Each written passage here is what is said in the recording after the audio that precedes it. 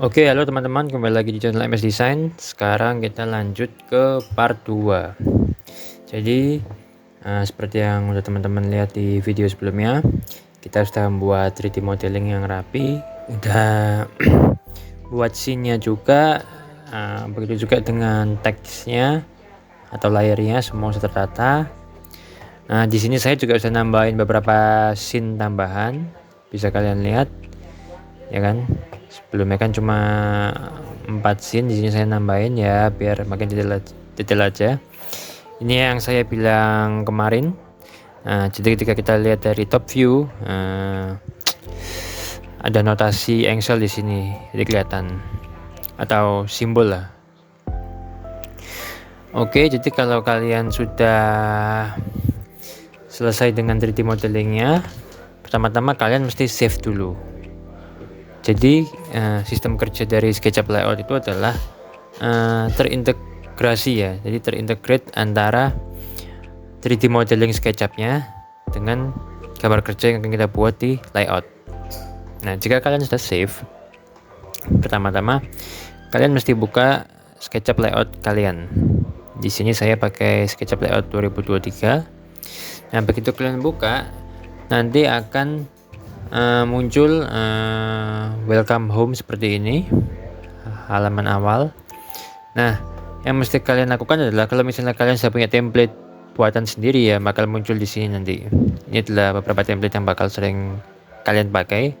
Dan tapi karena di sini konteksnya kita mulai dari awal, kita klik yang namanya more templates. Nah, di sini ada berbagai macam template ya. Kalian bebas mau pakai yang mana.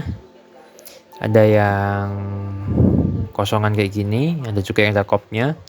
Tapi di sini saya mau ambil contoh buat tutorial ini saya pakai A3 landscape yang ini ya.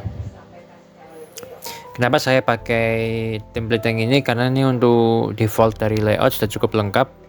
Pertama, dia bisa naruh logo di sini, logo kalian, studio kalian misalnya. Terus di sini ada page description, ada judul project. Nah, yang paling penting itu ini, ada catatan revisi. Jadi ketika nanti memang ada perbaikan di lapangan atau revisi di lapangan, kalian tinggal ngasih notes di sini.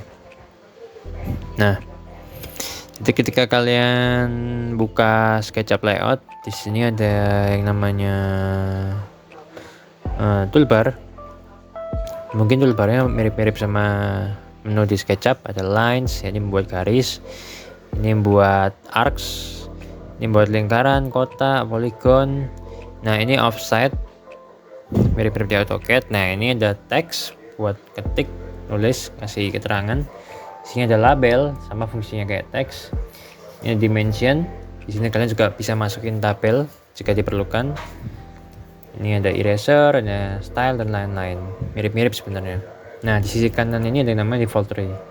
Default tray-nya juga sama, cukup sederhana. Di sini ada colors, ya, untuk ganti warna. Shape style, ya, di sini misalnya nanti kalian mau buat kotak, terus kalian mau ganti warnanya, misalnya ganti warna hijau, merah, biru, ungu, di sini ya, shape style.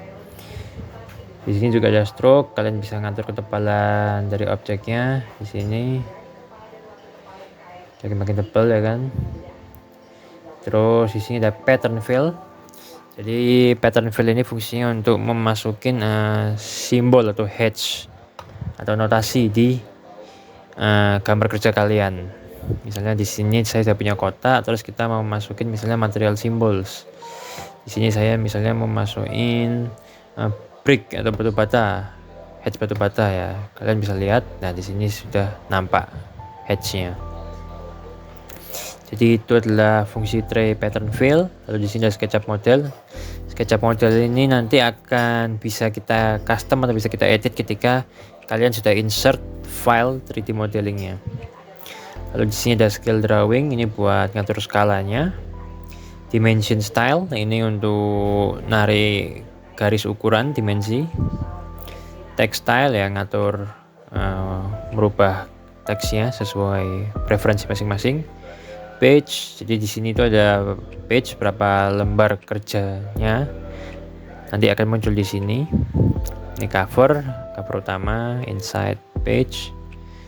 Lalu di sini ada layers. Jadi sini di SketchUp layout juga ada layers. Scrapbook. Jadi scrapbook ini kayak tambahan notasi atau misalnya keterangan gambar yang kalian merasa butuh, kalian bisa ngambil di sini. Misalnya kalian butuh keterangan detail di sini nantinya di gambar kalian. Nah, kalian tinggal ngambil dari sini, kita drag ke keluar. Itu fungsinya scrapbook. Terus kalau instructor ini cuma sekedar informasi aja ya. Oke, jadi itu sekilas pengenalan dengan user interface-nya dari SketchUp layout. Ini kita hapus. Jadi pertama-tama kita langsung masuk ke menu utamanya. Jadi di halaman paling pertama tuh pasti ada cover page. Di cover page sini nanti kalian bisa isi judul gambar atau misalnya kalian punya gambar render atau apa ya bisa kalian taruh sini. Itu sesuai dengan kebiasaan tempat kalian masing-masing ya. Kita langsung masuk ke halaman pertama, itu inside page. Jadi pertama-tama yang mesti kalian lakukan adalah untuk memasukkan file SketchUp-nya, kalian pertama mesti buka file, kita klik yang namanya insert. Nah, di insert ini kalian langsung masukkan file kerjanya. Misalnya tadi di sini kalau nggak salah. Sorry. Nah, oke. Jadi di sini kita sudah masukin file SketchUp yang sudah kita save tadi. Bisa teman-teman lihat, ini adalah scene yang sudah kita save tadi. Nah, seperti yang saya bilang sebelumnya juga, kalau misalnya stylenya kalian ada warna backgroundnya, pasti nanti di sekitar sini ini bakal ada warnanya, jadi nggak bisa bersih seperti ini. Makanya itu saya kan kemarin bilang diganti ke construction documentation style. Nah, kalau sudah seperti ini, kalian baru buka yang namanya SketchUp model. Nah, bisa kalian lihat di sini itu scene 1. Maksudnya apa? Jadi yang muncul di page ini adalah scene 1. Kalau kalian misalnya mau ganti ke scene yang lainnya, kalian tinggal klik yang ini, kita ganti sesuai kebutuhan. Ini ada scene 2 dan scene lainnya. Kita kembali yang ke pertama. Nah, lalu pertama-tama di sini juga ada yang namanya raster ya, raster vector hybrid. Nah, jadi kalau raster itu biasanya default dari layoutnya. Ketika kalian import, pasti dia dalam format filenya akan berupa raster. Jadi kayak mungkin versi paling ringan dari stylesnya ya. Karena kalau kalian lihat ini emang ringan, nggak kerasa berat. Tapi jadinya apa jeleknya? Jeleknya dia patah-patah kayak gini. Nah, di sini juga ada vektor. Kalau kalian klik vektor, kita tunggu sebentar. Nah, dia jadinya ya garis vektor gitu, full garisnya tegas kelihatan. Tapi kalau kalian klik vektor, biasanya tekstur di modeling kalian itu akan hilang, nggak kelihatan. Seperti tekstur dinding di belakang sini, sama tekstur kaca di sini, itu hilang, nggak kelihatan. Jadi kesannya cuma warnanya aja yang paling menonjol. Tapi secara garis dia paling bersih. Nah, biasanya saya kalau membuat gambar kerja di SketchUp layout, apalagi kalau ukuran di filenya kecil seperti ini, project kecil, saya pasti akan menggunakan hybrid. Jadi hybrid ini semacam gabungan antara raster dan vektor mungkin ya, itu menurut saya pribadi. Tapi dia jelas gitu, jadi garisnya tegas, gak patah-patah kayak raster tadi yang pertama. Tapi tekstur gambarnya juga nggak hilang, tekstur kacanya masih nampak. Nah, jadi saya paling suka itu sebenarnya pakai tekstur hybrid. Oke, jika sudah, sekarang kita masuk ke skala. Jadi di sini ada skala. Karena ini kertas A3, kita bisa mengatur skala yang lebih besar kali ya. Misalnya kita buat 1/20. Nah, kalau kalian lihat di sini kan sudah kita besarin 1/20, tapi dia nabrak. Caranya gimana? Kita tinggal besarin saja frame-nya ini. Kita klik shift.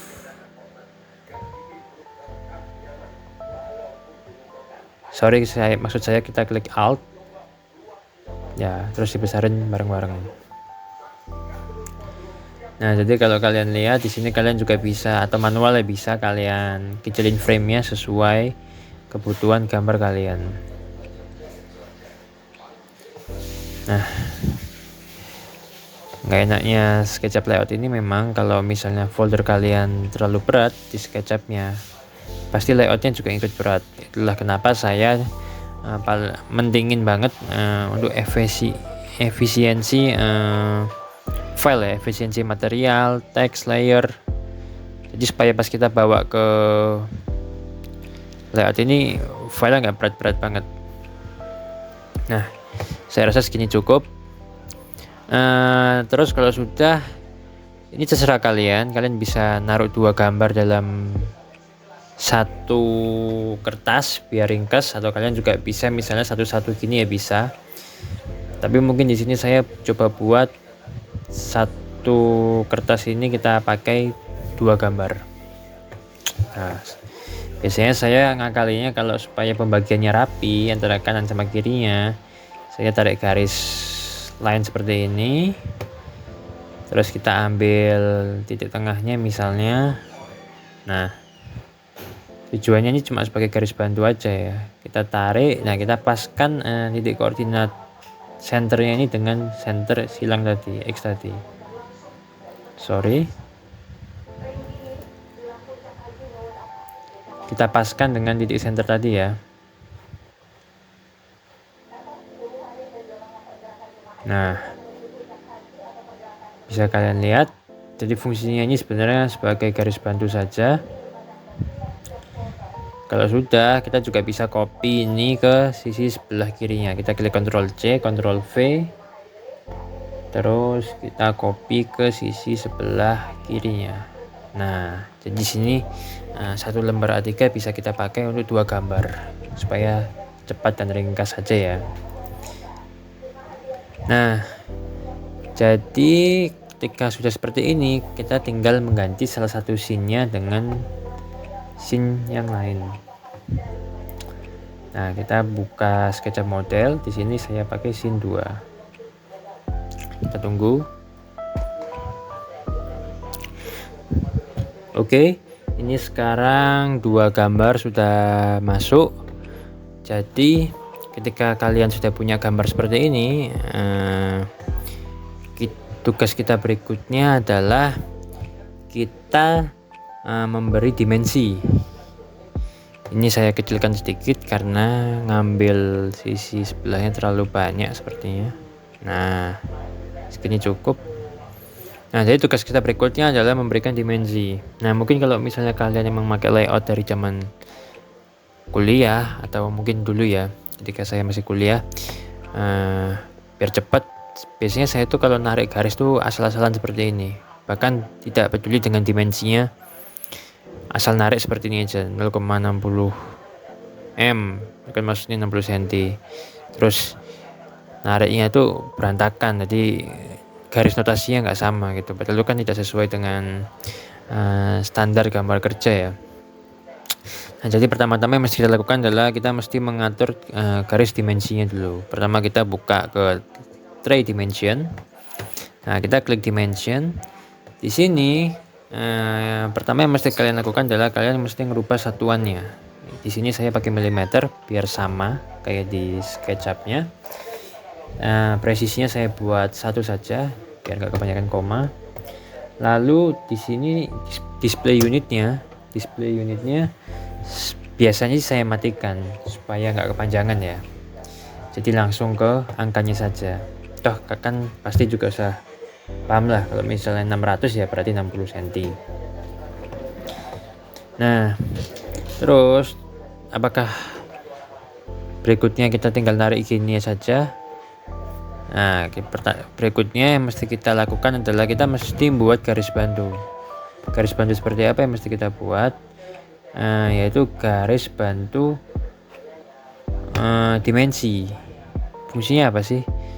Jadi kita mesti buat rectangle dulu. Kita klik rectangle, kita buat garis sebesar area kerjanya, lalu kita offset.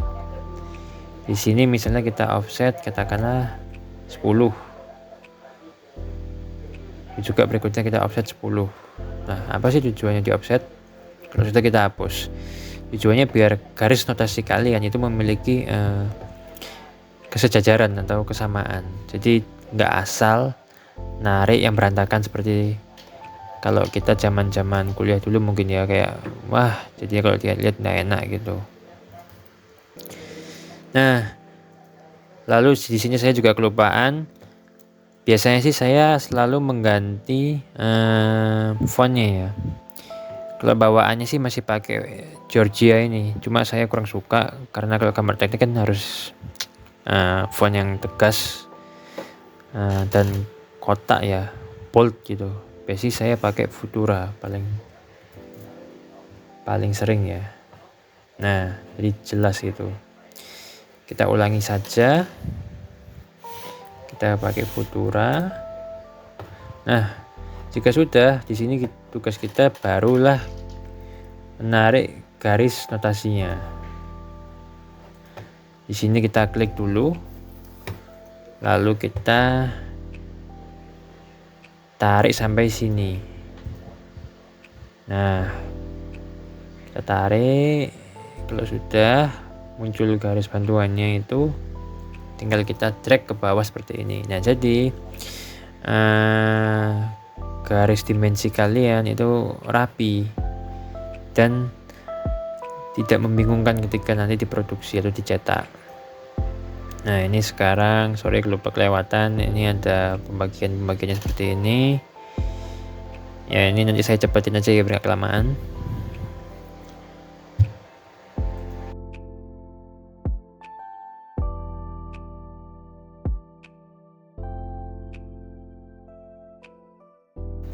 Oke, kembali lagi. Jadi tadi saya sudah nyicil, saya cepetin buat dimensionnya, ya ukurannya maksudnya. Ya mungkin di video ini nggak rapi-rapi banget dan nggak lengkap banget karena memang biar gak kelamaan. Detail apa enggaknya nanti menyesuaikan dengan kebutuhan kalian masing-masing. Tapi setidaknya di sini saya sudah ngasih beberapa dimensi utamanya kayak ini. Ini adalah garis yang merah-merahnya adalah garis bantu. Ini bisa kita hapus dulu saja biar nggak bingung. Garis bantu offsetnya tadi.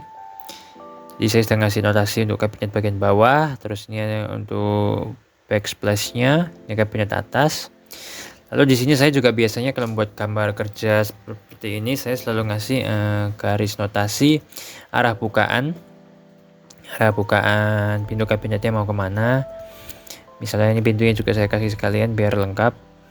Ini sudah. Jadi kalau misalnya kita lihat secara sekilas, ini memang dimensinya sudah selesai. Nah, ketika dimensi kalian sudah selesai, langkah berikutnya adalah kita masuk ke yang namanya memberikan keterangan.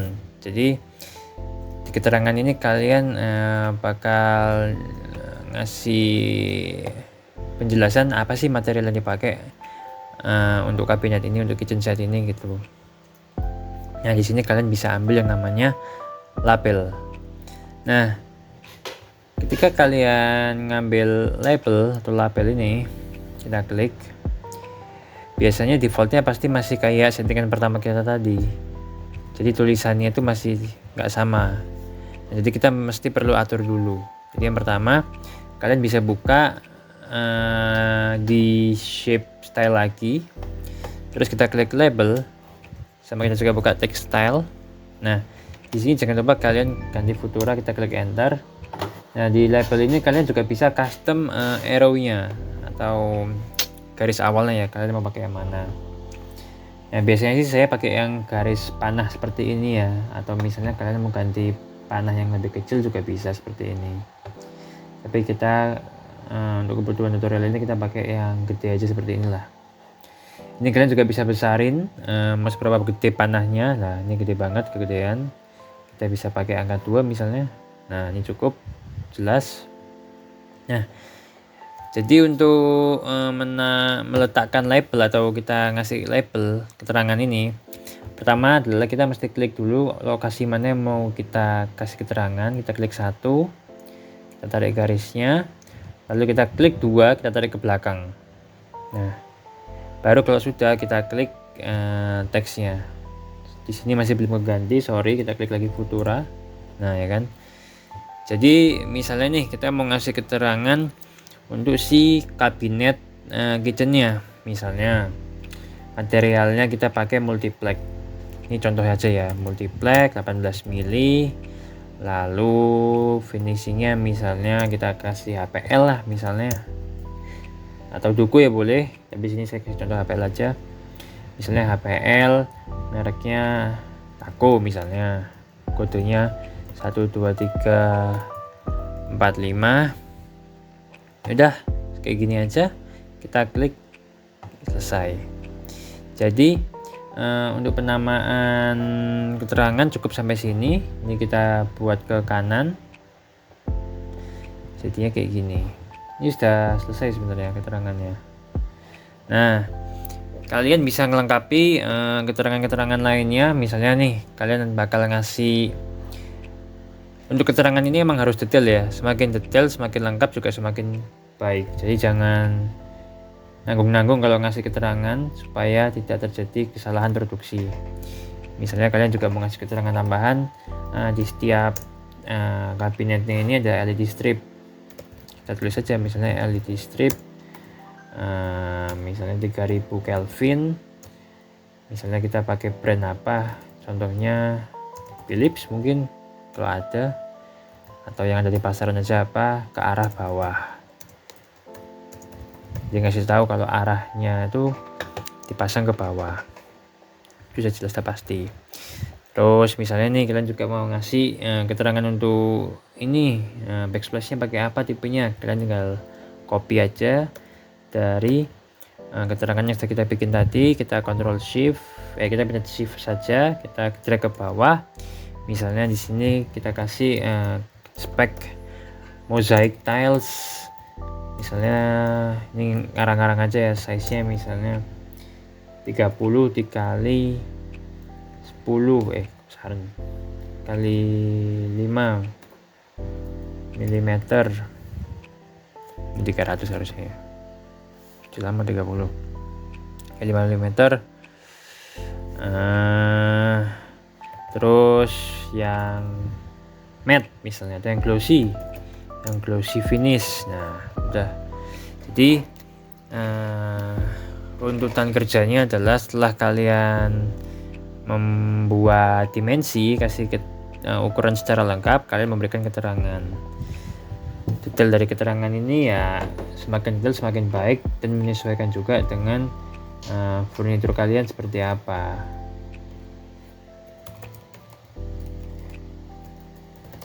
Misalnya kayak gini.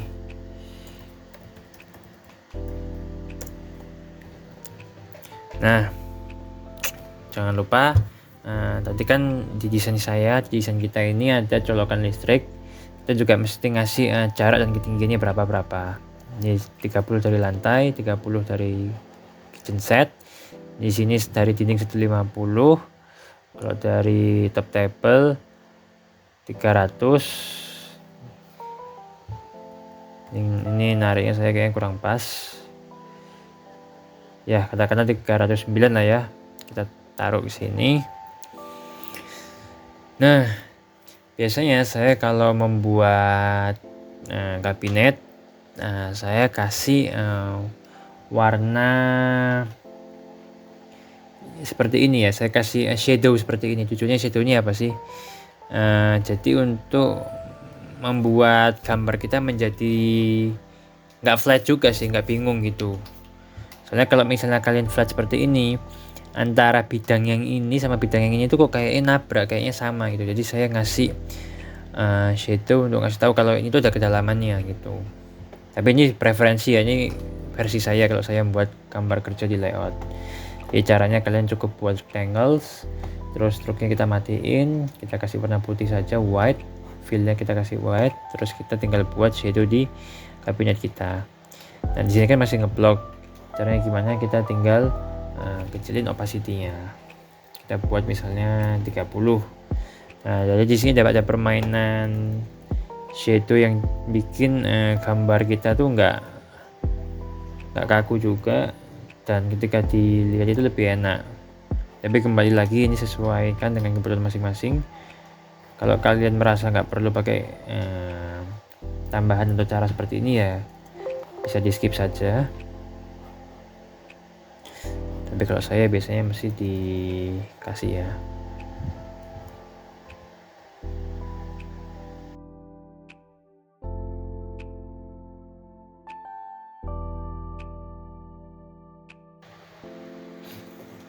Oke, ini jadi sekarang kita lihat kita sudah kelar ngasih shadow bayang-bayangan ya, kalian boleh pakai boleh enggak. Jika sudah, sekarang kita masuk ke yang namanya hatch. Jadi di hatch ini kalau di AutoCAD sih gampang ya, kalian tinggal ngeklik hatch otomatis masuk gitu. Tapi kalau di sini tuh terus terang harus manual. Jadi kalau misalnya dalam skala kecil seperti ini kalian bisa nge-hatch manual.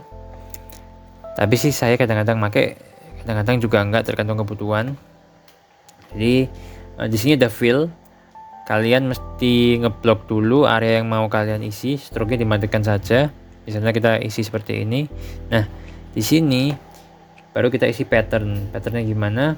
Menyesuaikan dengan yang kita butuhkan. Misalnya nih lantainya konkret, biar cepat aja, biar gampang. Kita pilih misalnya, nah ini. Nah di sini kalian juga bisa ngatur skala dari hatch-nya. Di sini scale ini, kalau kalian merasa kegedean bisa kalian kecilkan, kalau kecil tinggal dikecilkan. Segini cukup. Nah warnanya di sini juga bisa kalian ganti. Di sini kan putih nih. Kalian misalnya merasa aduh terlalu nabrak sama backgroundnya, kalian boleh ganti warna lain, misalnya kayak kasih warna oranye, atau kalian kasih warna abu-abu kebiruan seperti ini, atau coklat juga boleh, itu bebas. Di sini saya coba kasih warna biru keabu-abuan seperti ini. Begitu juga dengan sisi atas, coba kita isi dulu. Memang nggak enaknya mesti manual kalau di layout ini. Tapi kalau misalnya emang skala produknya masih kecil untuk kebutuhan gambarnya ya masih nggak apa-apa sih, bisa kita trace lah satu-satu. Tapi kalau udah gede ya cukup makan waktu juga ya. Ini karena dinding kita ganti ke brick. Warnanya ini kita ganti seperti tadi ke slate gray. Sorry. Nah, jadi secara sekilas kita sudah dapat hatch untuk gambar kerja kita. Tapi ingat hatch ini kalau bisa di akhir aja, karena ya yang paling penting tetap dimensi dan keterangannya ya, karena itu yang paling dibutuhkan untuk produksi gambar kerja. Jadi tadi kita sudah selesai dengan template, terus kita juga sudah prepare gimana cara masukin gambar 3D modeling, cara membuat dimension, text, color. Terus ini juga kita sudah selesai memberikan hatch untuk atau arsiran untuk gambar kerja kita. Jika sudah, sebenarnya simpelnya sih untuk tahap dasar gambar kerjanya sudah selesai sampai sini. Sisanya sih kalian tinggal melengkapi kekurangan-kekurangan dari scene-scene yang ada di 3D modeling tadi. Kalau kalian lihat memang sebenarnya secara keterangan juga masih belum lengkap ini ya. Nanti akan coba saya lengkapin lagi. Jadi nanti untuk part 2 nya sampai sini dulu. Nah, jadi kalau kalian memang mau coba latihan, kalian bisa download filenya di deskripsi. Karena ini untuk kebutuhan tutorial aja ya, nggak bisa terlalu lengkap-lengkap juga, nanti kelamaan. Jadi kalau sudah seperti ini, kalian tinggal nambah page-nya. Jadi kalian klik page, terus kalau kalian menambah page-nya kalian tinggal klik plus. Nah, jadi ini page baru. Atau kalian juga bisa sebenarnya copy dari page yang ini dengan klik duplicate seperti ini. Nanti kalian tinggal copy saja lembar gambar kerjanya ke page yang ini. Nah, kita tunggu. Nah, ini sudah masuk. Kalau sudah masuk seperti ini, kalian tinggal lanjutin sisa arah-arah potongan dan detail yang lainnya. Kalian tinggal pilih gambar yang mana. Misalnya yang ini. Nah, kalian tinggal atur-atur, tinggal kalian lengkapi. Oh ya, saya lupa juga. Sebelumnya kalau misalnya sudah sampai sini, kalian juga perlu nambahkan scrapbook. Tapi lagi-lagi ini juga tergantung kebutuhan gambar kalian sih. Biasanya kan di sini ada keterangan gambar misalnya di sini adalah scene tampak depan, kita tulis saja tampak depan misalnya. Terus seperti yang kita sepakati di awal, scale-nya 1:20. Nah, jadi kalian tambahkan scrapbook fungsinya untuk nambah keterangan-keterangan seperti ini.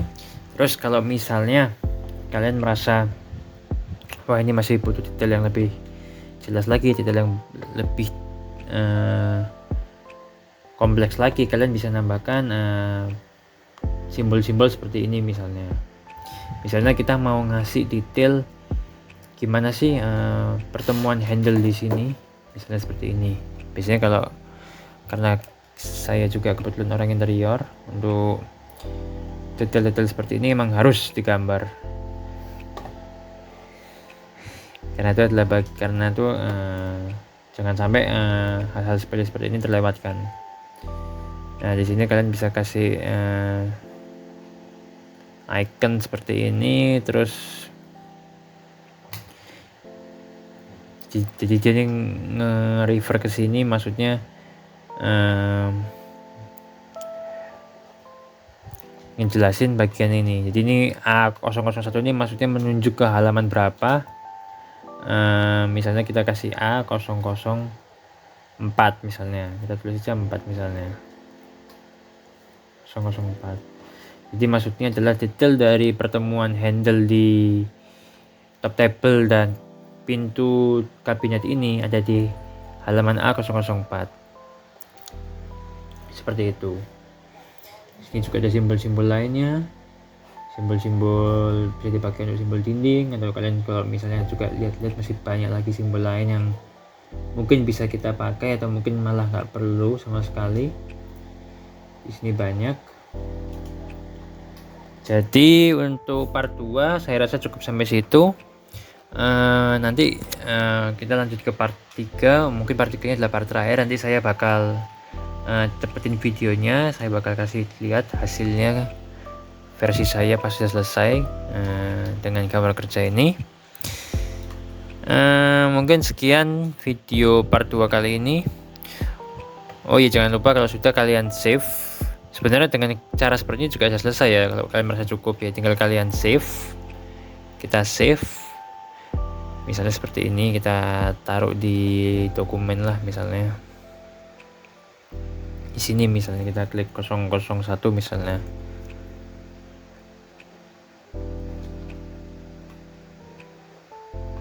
Nah, kalau sudah kalian save, kalian tinggal export filenya. Kita export di sini, kita bisa jadi 3 format. Yang pertama image, PDF, DWG. DWG ini untuk AutoCAD. Tapi biasanya sih saya kalau export ya pasti ke PDF. Biar hasilnya paling jelas ya. Jadi tinggal kita klik PDF, terus sudah kita save saja. Nah, di sini ada beberapa settingan.